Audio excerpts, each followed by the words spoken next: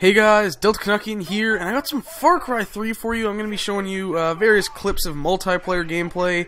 I kind of wish I recorded some campaign to show you guys, but I've finished that and basically cleared the world of enemies. So there isn't a whole lot left to record and show out of that, but anyways, I'm going to talk about the game and basically, as the title says, why this game is so awesome, and it's really just one of the most memorable games I've played in the last few years. It's not perfect. It's definitely not perfect, and I'll get into that. So I'm going to talk about really just the three areas of the game: the campaign, the story mode, the cooperative campaign, and the competitive multiplayer, which you're seeing on screen right now. Starting with the campaign, just the three things I can call it are addicting, immersive, and I guess it's being redundant, but engrossing. It's just like, this is a game that I was really skeptical about, mostly because they were showing only multiplayer, and I really didn't like Far Cry 2. I knew Ubisoft was saying, "Hey, we've worked and fixed all the issues you guys had with Far Cry 2." But even then, because they weren't showing it, I was like, you know what? I'll wait for the reviews. I'll wait for, all the press to come out, and then I'll make up my mind. A day before it came out, my friend saying, "Hey, you want to go to the midnight release?"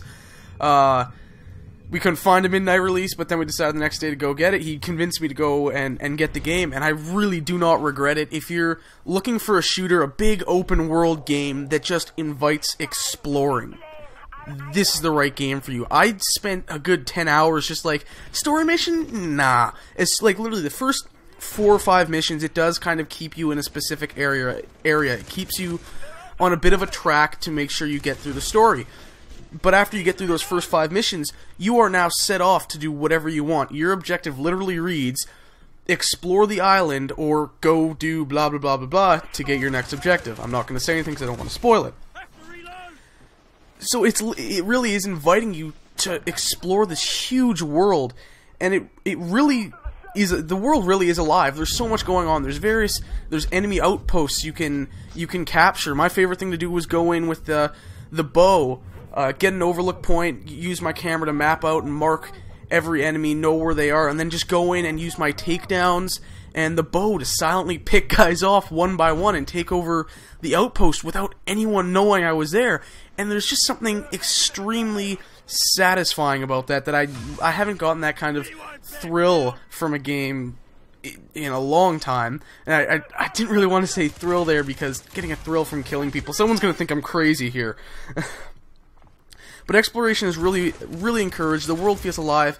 When you're not in one of these outposts or one of the towns, you're wandering through the jungle, and there's various animals there that you need to hunt to upgrade your equipment, and that will just, they'll sneak up on you and attack you, and you can sneak up on them and attack them and stuff, and it's really cool. It was a lot of fun just to kind of run out and, like, okay, the map says there's tigers in this area. I'm gonna try and fucking take down a tiger.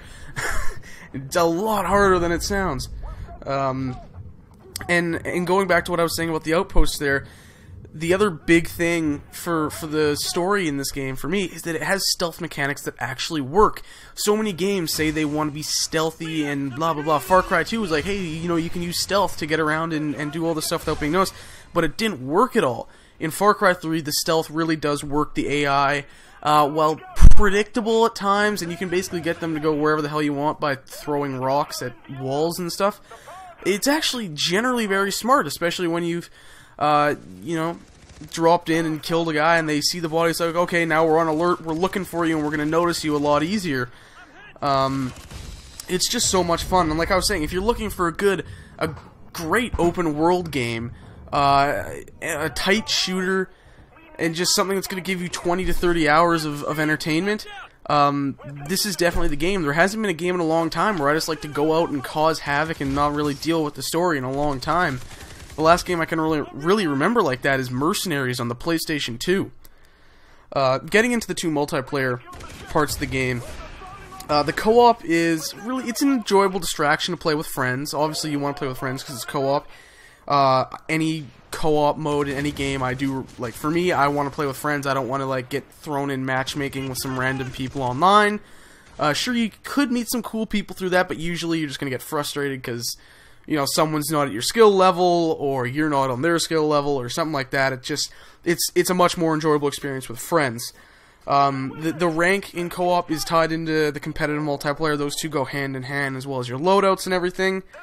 I didn't find the mode to be overly deep. I know they're releasing DLC for it, so it seems like they're going to support that mode. Ubisoft will be supporting that mode going in the future. But again, it's just a little distraction from what I look at as the main offering, which is the single player, and that's really what it is. It is the main course by far over the co-op and the multiplayer. And if this is a game you're looking at thinking, oh, I'm going to buy Far Cry 3 for its multiplayer, don't. You will hate yourself for making that decision. And even though I'm showing multiplayer gameplay on here, this is literally like almost the only multiplayer I've played, what you're seeing on screen, because I don't find it fun. It really does. It doesn't hide that it is a COD knockoff, that it is trying to be Call of Duty. But the thing is, it feels clunky. The controls feel tight and great and fine in the single player, but in multiplayer, when it's trying to be fast-paced and, you know, Call of Duty-esque, without that 60 frames per second, it just feels clunky, and it doesn't work. And even as a COD knockoff, it doesn't really have the same depth as Call of Duty games. Hate on Call of Duty games as much as you want. There's a lot to unlock, there's a lot to do, there's prestiging, there's everything, there's stuff in place to keep people playing for a long time.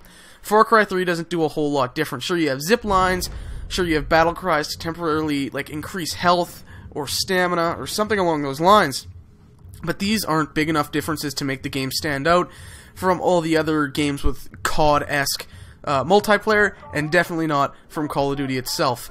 So that's just the roundup on the multiplayer. Getting back to the story, the campaign, I guess we'll talk about some of the other things. The story itself starts off really well. It's definitely gonna bring you in. I was really interested. I'm like, hey, you know, this is cool. I wanna see, but it doesn't really live up to its initial promise. All the trailers and the ads and everything have talked about getting into like insanity and a person going insane, and it really does start off on the right foot. But the ending, the final act of the game, feels a little rushed, and it just doesn't really get in. Like, you never really see the character go truly insane unless you choose one of the endings.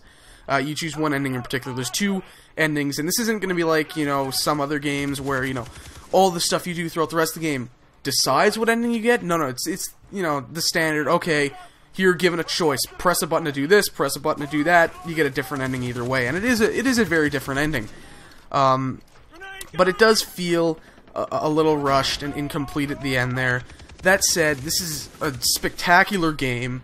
I think Machinima is accurate to call it Skyrim with guns. There's so much going on. The world is alive. It's so much fun just to explore and cause havoc. There is so much crazy shit you can do in this game. It's not even funny. And just running around with a flamethrower and lighting shit on fire and watch it spread is glorious. That's a great piece of technology Ubisoft has there. Again, if you're looking for an enjoyable 20 to 30 hour single player experience, this is definitely a great game to go for. It should be one of the contenders for Game of the Year. But if you're looking for a multiplayer experience, it's definitely not the place to go. That said, the single player is definitely enough. This is an awesome game. I highly recommend it if that's what you're into. And that's all I gotta say for this video. Thanks for watching.